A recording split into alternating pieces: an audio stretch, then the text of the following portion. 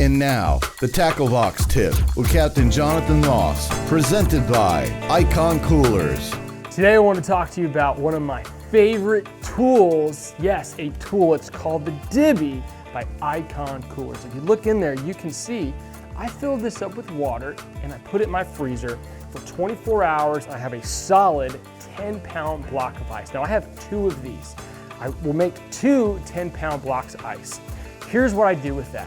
When you talk about retention, ice retention in your cooler, the best way to do that is to use a sacrificial block of ice. Put that in your cooler the night before. That's going to bring the internal temperature of your cooler down. In the morning, I dump the old ice and put my second block of ice, my second 10-pound block of ice that I made in my Divvy into my cooler. That's going to keep your ice to last for multiple days, or if you're out on the water all day, whether you're inshore or offshore, going bass fishing, you want to keep your drinks cold, you want to keep your food cold.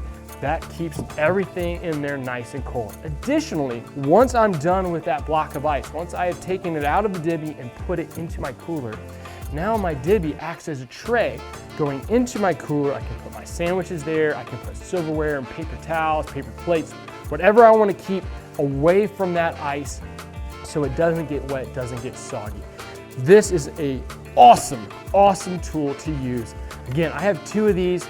24 hours, make yourself a 10-pound block of ice. Get rid of the single-use plastics, save yourself some money. It's good for the environment, it's good for your wallet. Check out the Divvy by Icon Coolers.